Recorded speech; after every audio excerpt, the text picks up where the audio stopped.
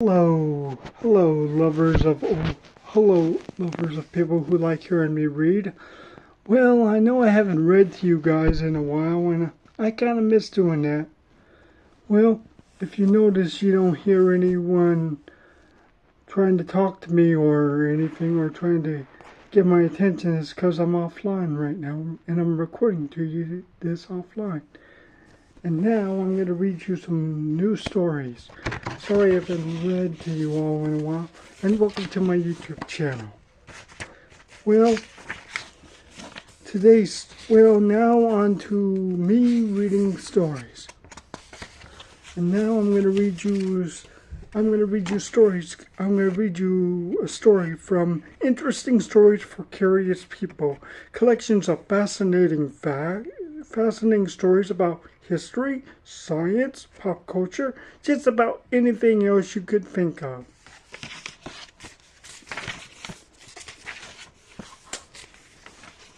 I could read you I'll read you the introduction, and then I'll go into the story. Introduction.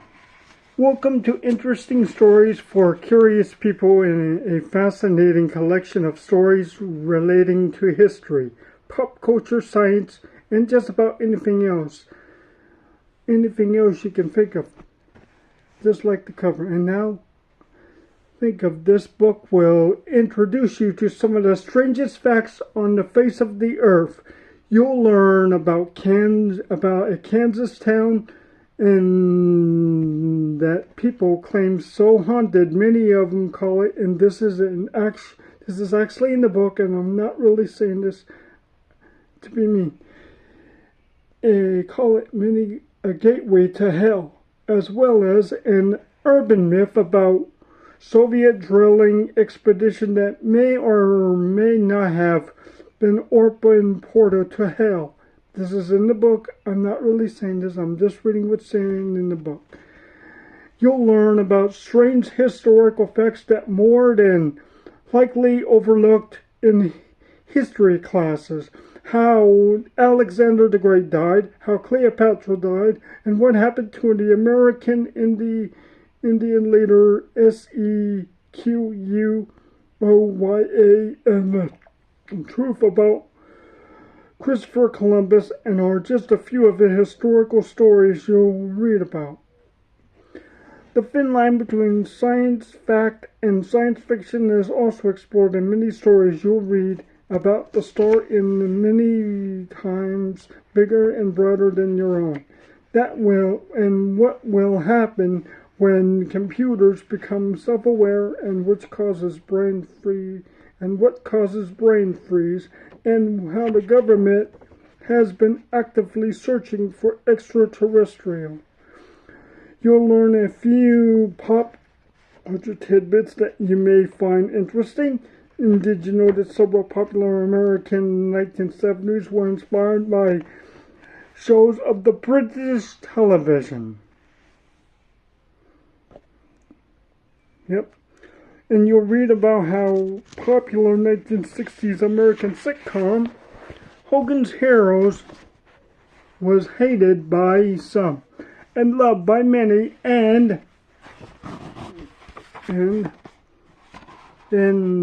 how the star of the show lived a double life, and you'll find out how A-list actor Mark Wahlberg, and this is in the book, I'm not really saying it, it's in the book, I'm just reading it, was once a drug dealer. Sorry about this, in case he watches this or not, I'm sorry I had to do that, and it's just reading what's in the book. And how he became one of the highest paid entertainers in the world. There are also a number of true crime cases thrown in this book for good measure. But these true crime stories are among the strangest you'll have ever heard about. We have a celebrity serial killers and young anti-heroes who like to steal planes, and in his bare feet, undoubtedly those anecdotes will keep you glued to the pages.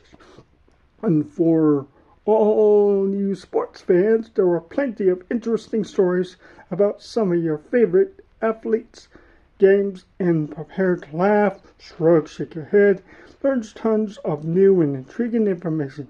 Who says reading can't be fun? And now from the introduction onto fighting boredom in the ancient world. With everything that's in the modern world has to offer, from internet to television, numerous sports-related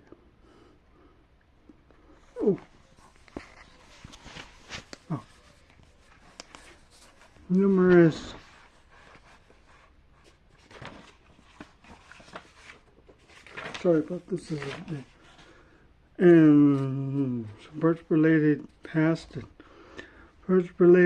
numerous sports-related pastimes, we really have no reason to experience boredom. But of course, it still happens. Maybe we are victims of sensory overload, or perhaps we'll just become spoiled from all the technology at our disposal. Have you ever wondered what people did the past time when the Giza pyramids were being built? Have you ever wondered what people did the past? Okay. Life may have been tough in ancient Egypt, and people didn't live as long on the average, but they still had to devise ways to deal with their boredom. After all, it was not all work and no play for NEF or OTP. You may be surprised that ancient Egyptians enjoyed IMBING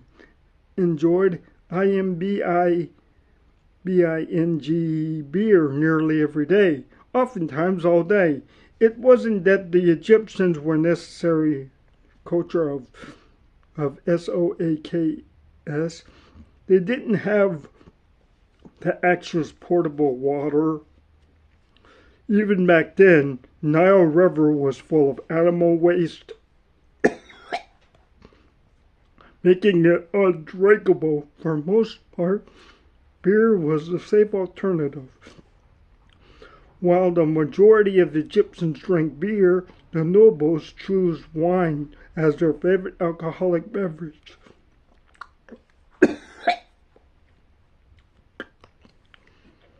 All Egyptians enjoyed public-private celebrations where a certain kind of drunkenness was not only expected but encouraged.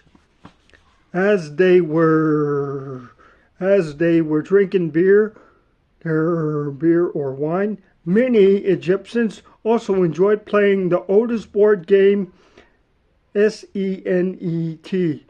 Although modern scholars don't know all the details of a game played, SENET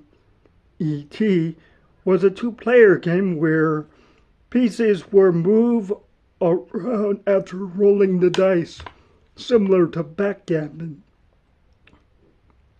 SENET game probably got pretty heated when players were drunk, especially since betting would have been frequent.